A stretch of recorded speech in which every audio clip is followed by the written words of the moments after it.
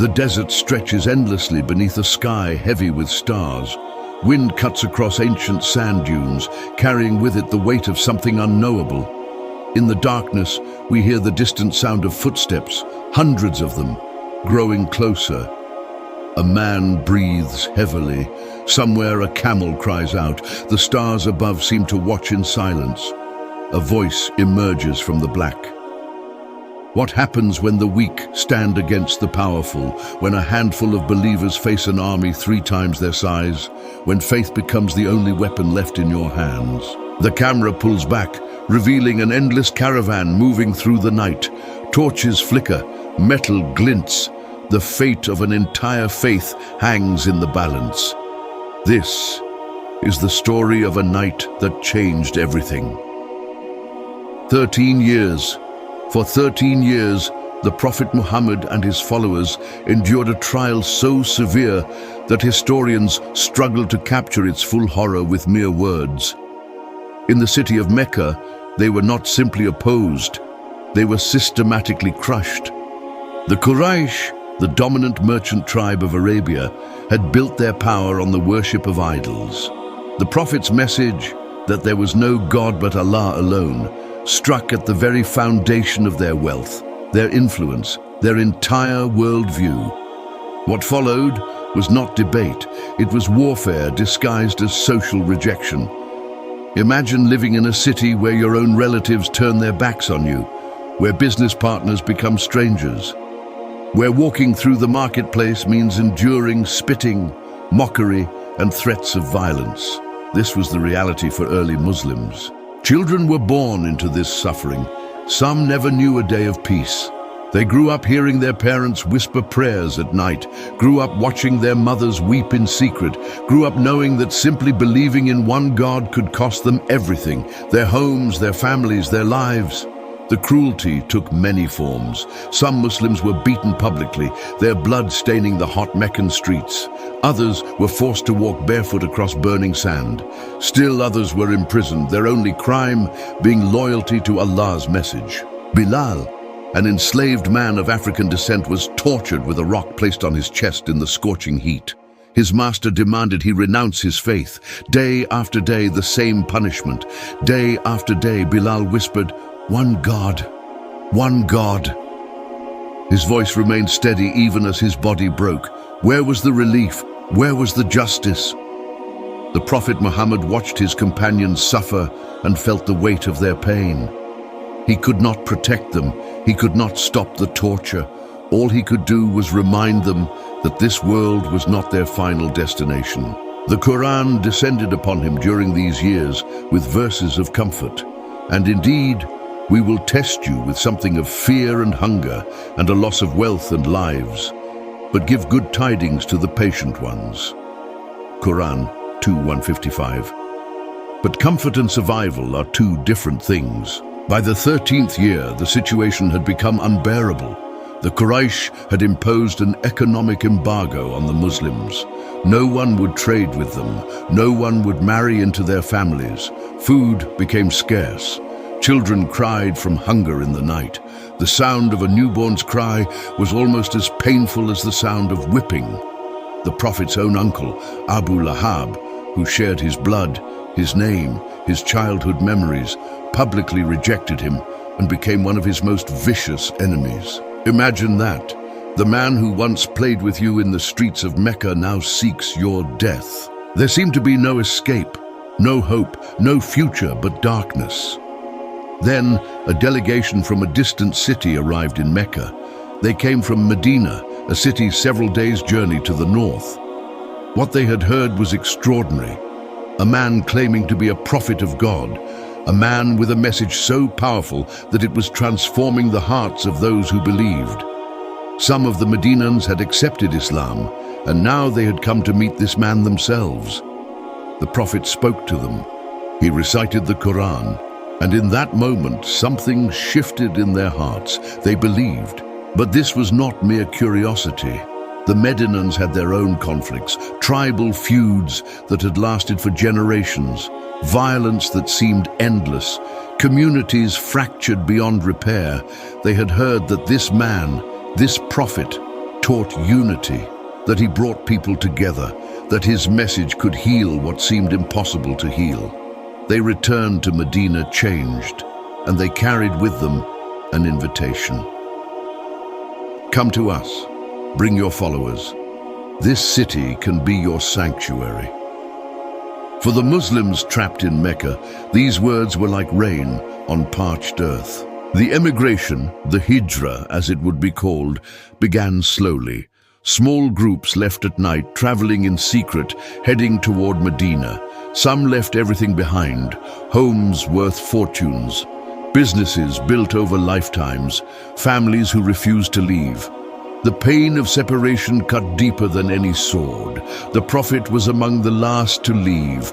He waited until most of his followers had reached safety. Only his closest companion, Abu Bakr, remained by his side in those final nights in Mecca. Together, they waited for the sign from Allah that it was time to go. When that moment came, they left under cover of darkness. Behind them, Mecca, the city of their birth, the city of their childhood memories, the city they loved, disappeared into the night. The journey to Medina was treacherous. The Quraysh had placed a bounty on the Prophet's head. Assassination parties were sent to hunt him. At one point, pursuers came so close that the Prophet and Abu Bakr hid inside a cave, and they could hear the voices of their hunters just outside, so near they could almost touch them. But Allah protected them, and after 13 days of danger and hardship, the Prophet finally arrived in Medina. What he found was not a refuge of perfect safety, but a city that desperately needed what he had to offer: hope, structure, and moral direction. Medina received the Prophet with joy. The city had been waiting for him, and when he finally arrived, riding on his camel through the narrow streets, people rushed out to greet him. They lined the pathways, they sang songs of welcome. Some wept. For the first time in years, the Muslims could breathe without fear. The Prophet established a community unlike anything Arabia had ever seen. He built a mosque, not as a symbol of power, but as a gathering place for believers. The structure was simple, made of stone and mud brick, but it became the heart of a new civilization. Here, the rich stood beside the poor in prayer. The strong stood beside the weak. Here, no one was greater than anyone else in the eyes of God. He created alliances with the various tribes of Medina. He wrote agreements ensuring the protection of everyone, Muslims and non-Muslims alike. He taught his followers to treat their neighbors with kindness, to be honest in their dealings, to speak truth even when it was difficult. For a brief moment, it seemed that peace might finally be possible. But the Quraysh of Mecca did not forget the man who had humiliated them by leaving, by escaping their grasp, by finding sanctuary in another city.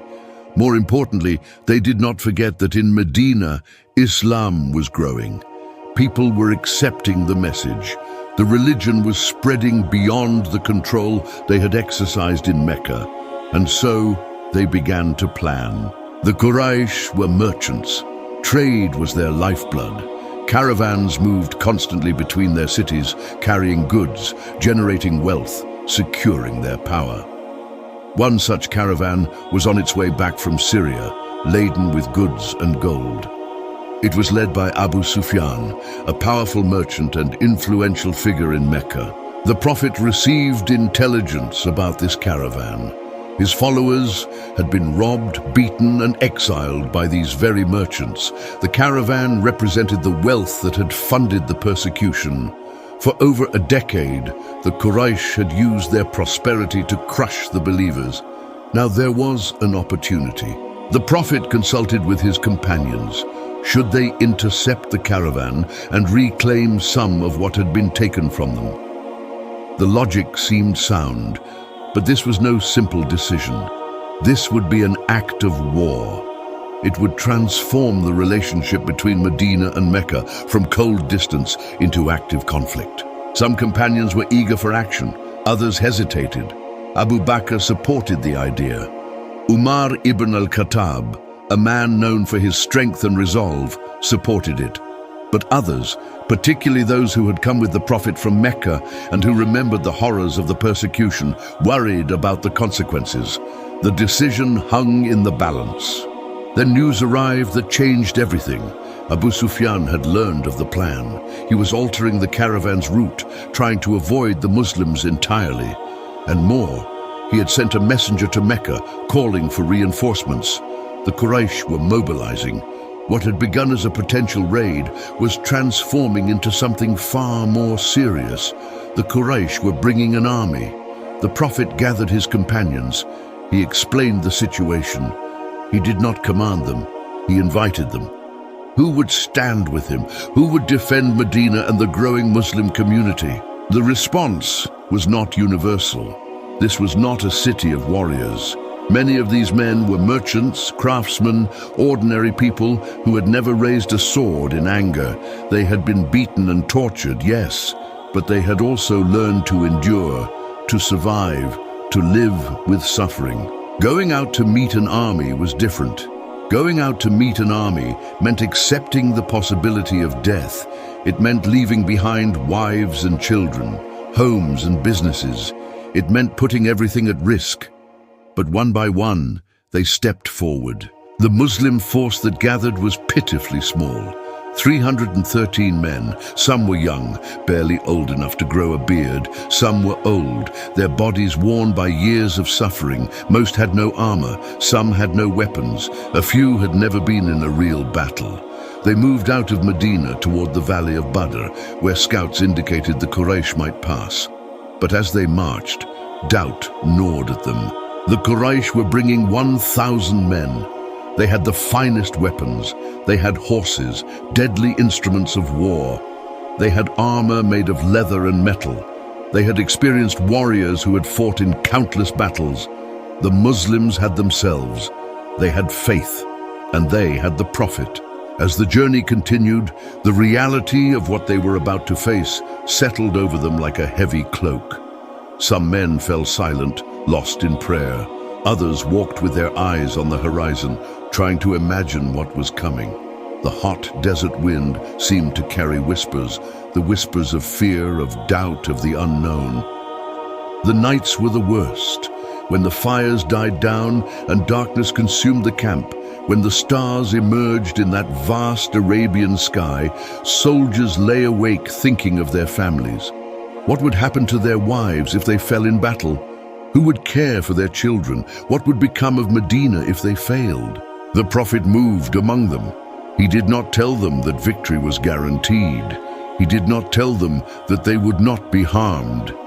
Instead, he told them the truth, that Allah sees all, that the believers would be rewarded, and that death in the way of Allah was not an ending, but a transformation. Whoever dies fighting in the path of Allah will enter paradise, he reminded them, quoting Revelation. But knowing something intellectually and feeling it in your bones as you march toward your potential death are vastly different experiences. They reached the Valley of Badr on the evening of the 17th of Ramadan, in the year 2 of the Islamic calendar, which corresponded to the year 624 in the Common Era. The valley itself was unremarkable, rolling terrain with scattered palms and access to a well. But this ordinary place was about to become sacred, remembered for centuries, analyzed by historians and scholars for the lessons it contained. The Prophet made a final camp. He positioned his small force carefully. Some companions stayed near the well, understanding that water would be critical. Others dug holes and placed sharpened stakes, trying to create some kind of defensive advantage. But even with these preparations, the mathematics were devastating. 1,000 against 300, 3 to 1. The numbers did not lie. That night, the Prophet could not sleep. He left the camp and walked to higher ground, his mind heavy with the weight of command. Somewhere out in the darkness, the Quraysh were also camping, confident in their overwhelming superiority, perhaps even laughing at the audacity of this small Muslim force. The Prophet stood in the darkness and raised his hands to Allah. His prayer was not for victory, Not directly. His prayer was raw, honest, filled with the vulnerability of a man facing an impossible situation. O Allah, if this small group of believers is destroyed today, there will be no one left to worship you in this land. According to the historical accounts, he wept, not from fear, but from the intensity of his spiritual awareness.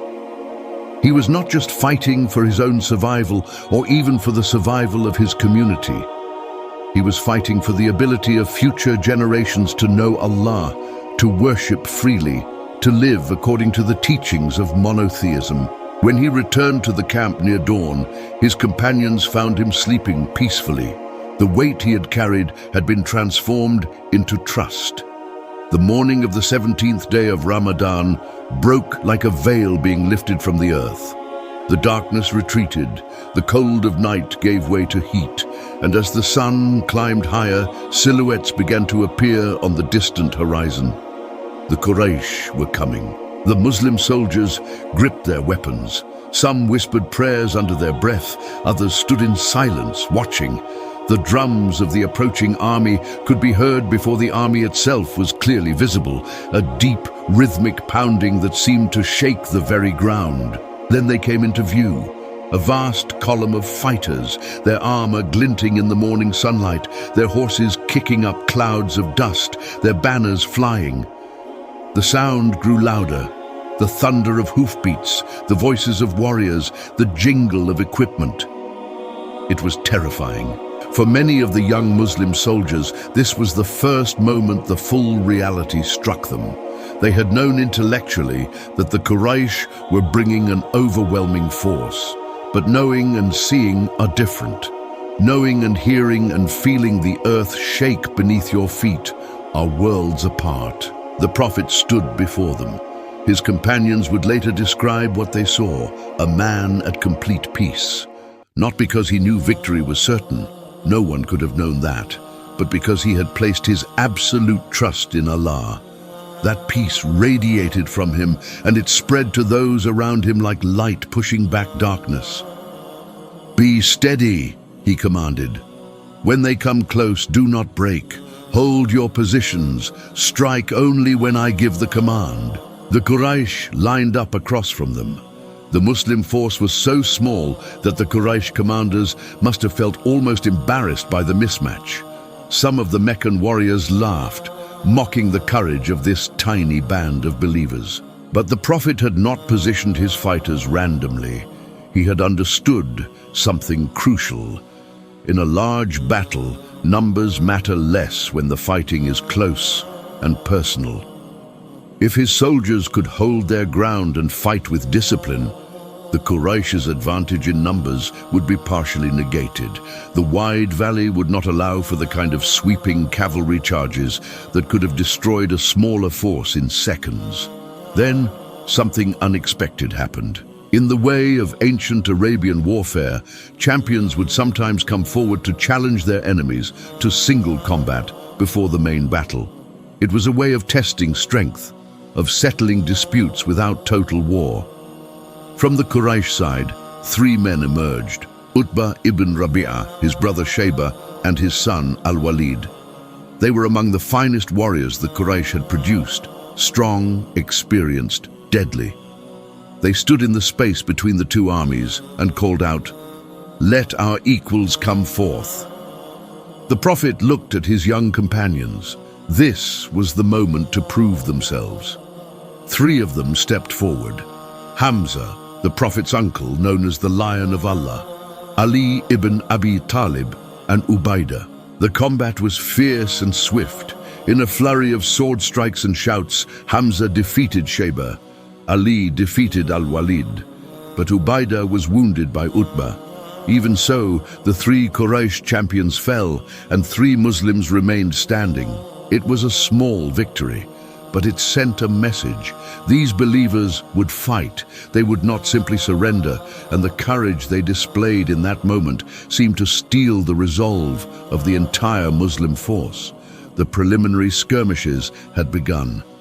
Small groups of fighters moved back and forth, testing the lines, probing for weakness.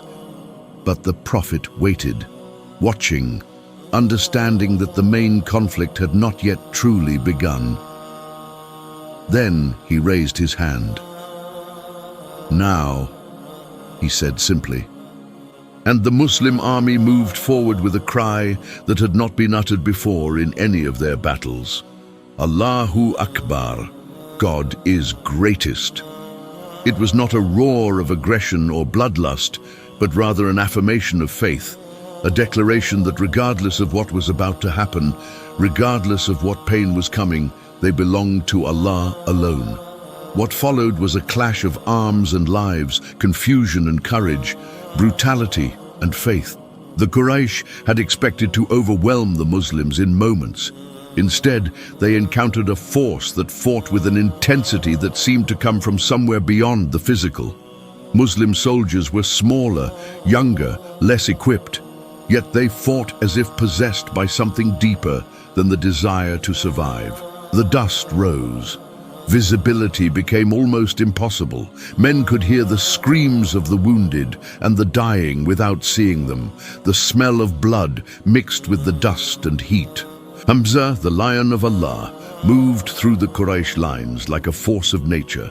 He was 60 years old, yet he fought like a young warrior possessed of supernatural strength. He killed 10 men that day, 10. The Quraysh warriors began to fear him, to recognize him, to try to avoid meeting him in combat. When he appeared, they scattered. But the Quraysh also had warriors of remarkable skill and bravery. They fought to protect their wealth, their honor, their way of life. Many of them were experiencing their first true test of battle, and they met that test with courage. The Prophet remained near the command position, observing, encouraging, calling out reminders of faith to his soldiers. He did not stand back safely while others fought. He was present, ready to join the battle himself if necessary.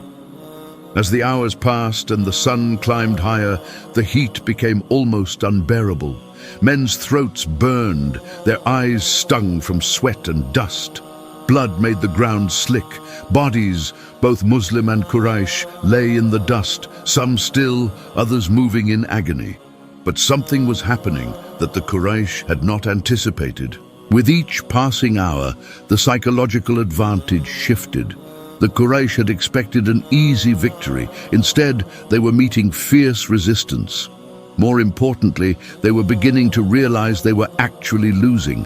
Men were falling, lines were breaking. The small Muslim force, against all odds, was holding its ground and pushing back. Panic began to spread through the Quraysh ranks. Some of their leaders were killed. Abu Jahl, one of the most vicious enemies of the Prophet and of Islam, fell in battle. Umayyah ibn Khalaf, another arch-enemy, also fell. As these powerful figures died, the demoralization of the Quraysh troops deepened. A turning point came during the battle.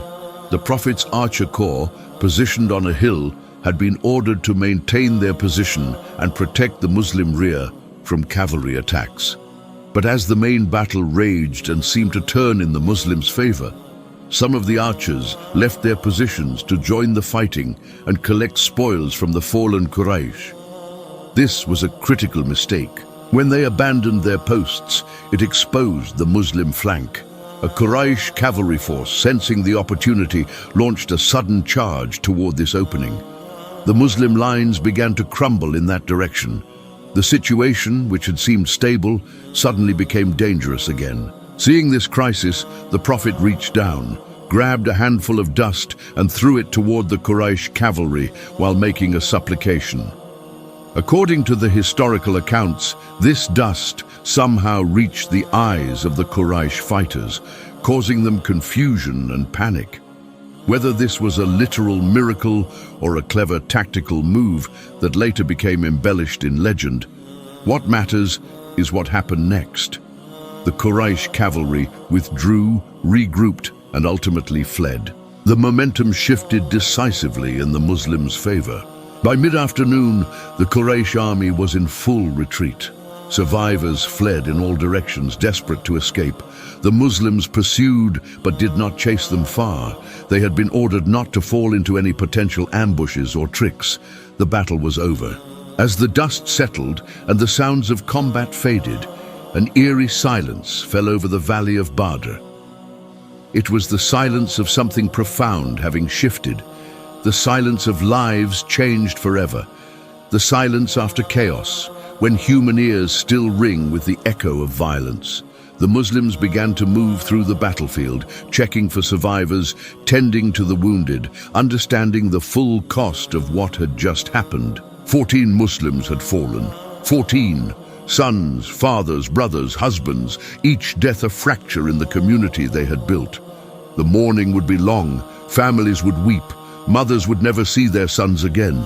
But the Quraysh had suffered far more.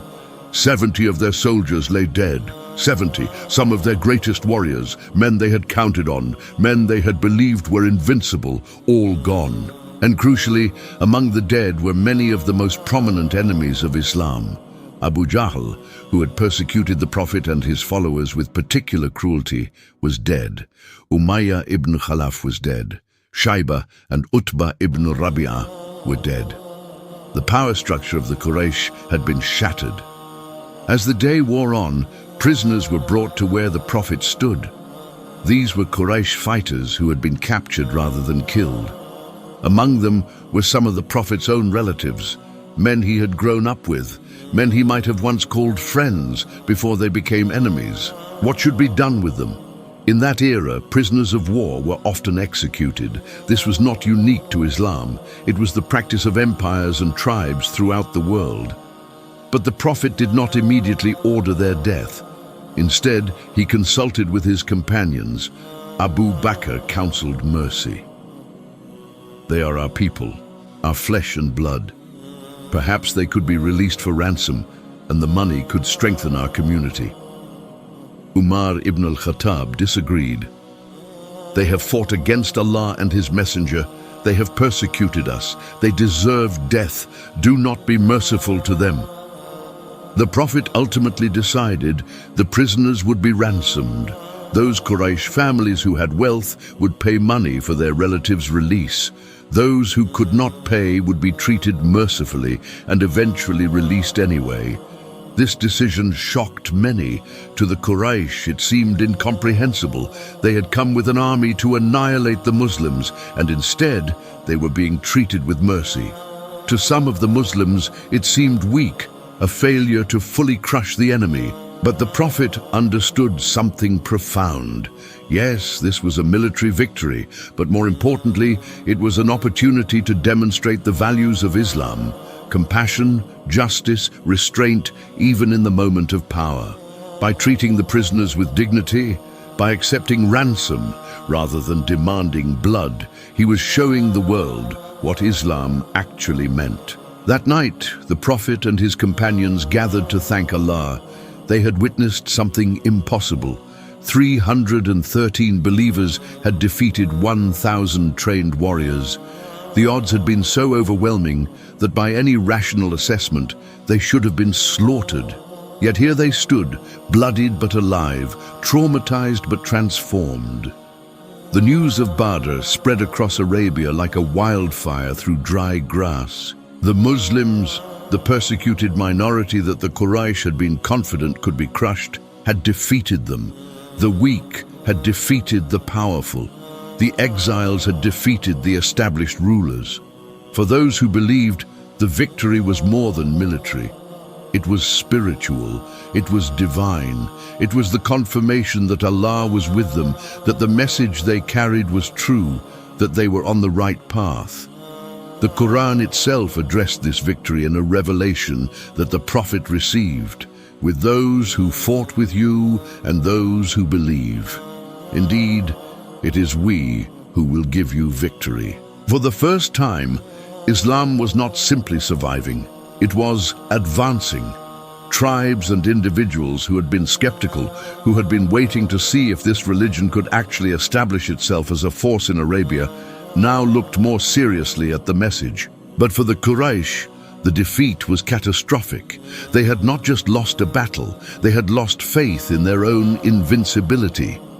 Abu Sufyan, the merchant who had led the caravan that had prompted this whole chain of events, began to understand that his tribe could not simply dismiss these believers as a temporary problem that would fade. The strategic balance of Arabia had shifted. Medina, the city that had received the Prophet and his followers as refugees, was no longer a vulnerable haven. It was becoming a center of power. The Muslims were not conquerors in the traditional sense. They were not taking territory through sheer force, but they were gaining influence, attracting believers, proving that their way of life was viable. Trade routes began to shift. Tribes that had been allied with Mecca started to reconsider their positions.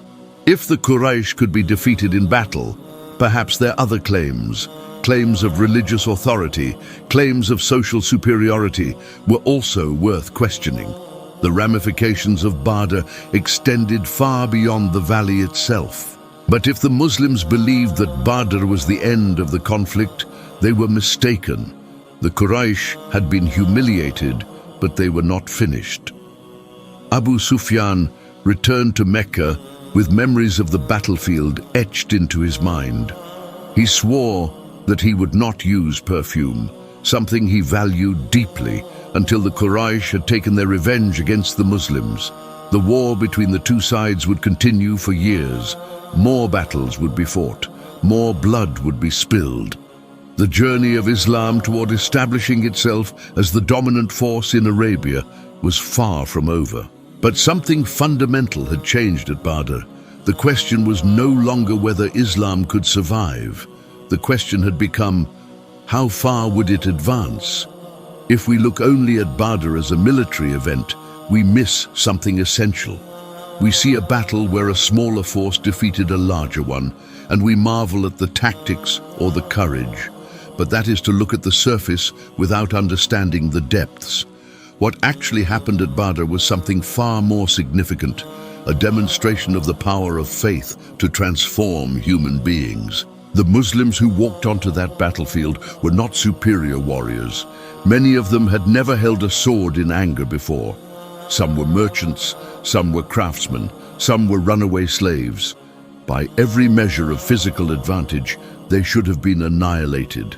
But they possessed something the Quraysh, for all their might and numbers, did not have: a consciousness of standing before Allah, a belief that what they were doing had cosmic significance, an understanding that their individual lives mattered less than the truth they were fighting to establish. This is not to say that faith alone won Badr.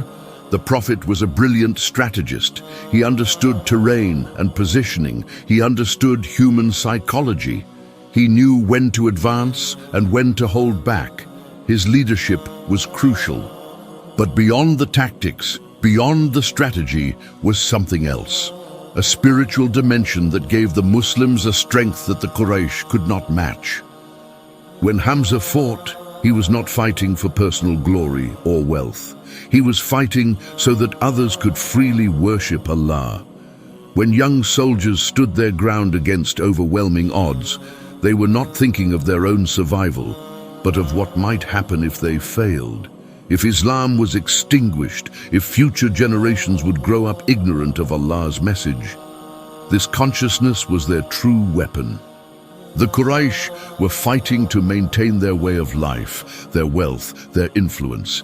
These are good things to fight for in their own way, but they lack the transcendent purpose that transforms warriors into something beyond themselves. The Quran later addressed this in a passage about Badr. So we caused the believers to overcome them, and by the grace of Allah, those who believed prevailed. Quran 22:40. Notice the word grace. The victory was not earned solely through effort or courage. It was granted by Allah's mercy. The Muslims won because they had aligned themselves with something larger than themselves, and in that alignment they found a strength they did not know they possessed. This is what makes Badr relevant, not just as history, but as spiritual teaching. If you walk to the valley of Badr today, you will find an ordinary place. The battle itself, if you tried to map it out, would be invisible to modern eyes. The blood has long since been absorbed into the earth. The dead have returned to dust. The weapons have rusted to nothing, but something remains. Every Muslim who learns the story of Badr learns more than just history. They learn something about the nature of faith. They learn that being faithful does not mean having security. It does not mean having superior numbers or resources. It means standing for what is right even when everything in the physical world suggests failure is inevitable. The Muslim prisoners taken at Badr were given a choice by the Prophet: accept Islam or pay ransom or be released. Some accepted Islam because they witnessed firsthand the character and courage of the believers. Some paid ransom and left, only to later become believers and rejoin the Muslim community. One of the prisoners was Abbas, the Prophet's uncle. He was ransomed, but years later, he accepted Islam. He became one of the closest companions of the Prophet and played a crucial role in the development of Islamic law and scholarship. Even those who were defeated experienced something in that encounter with the Muslims that transformed them. The Prophet's treatment of prisoners, just, fair, and humane, was so striking that it caused people to reconsider their assumptions about Islam and the Muslims. This is the paradox of Badr, a victory achieved through military means, but remembered most profoundly for its spiritual and moral dimensions. The battle itself lasted perhaps a few hours. The bloodshed was real, the deaths were permanent, the grief was deep. But what emerged from Badr was something that no physical destruction could erase. A community unified by purpose, proven in their faith, and demonstrated to the wider world as a living embodiment of their beliefs. So we return to the question posed at the beginning. What happens when the weak stand against the powerful? At Badr we see that the answer is not certain or guaranteed. The Muslims could have been slaughtered. History could have been written differently, but they chose to step forward anyway, choosing faith over security, truth over comfort, transcendence over survival. The stars that witnessed the Battle of Badr that day still shine in that same Arabian sky. The wind that carried the dust of combat still blows across those dunes. But the meaning of Badr does not belong to geography. It belongs to spirit. Every believer who has ever faced a test too large, a challenge too overwhelming, a situation where victory seemed impossible, that believer can look to Badr and see their own story. The question is not whether you will find favorable circumstances. The question is whether you will still stand when the circumstances are unfavorable. This is the message of Badr. This is the eternal legacy of that night of blood and mercy, of fear and faith, of human weakness overcome by divine grace. The night deepens, the stars fade toward dawn, and somewhere a believer whispers a prayer, feeling once again the weight and the wonder of their own journey, knowing that they too can be as those 313 if only they believe. Allah knows best.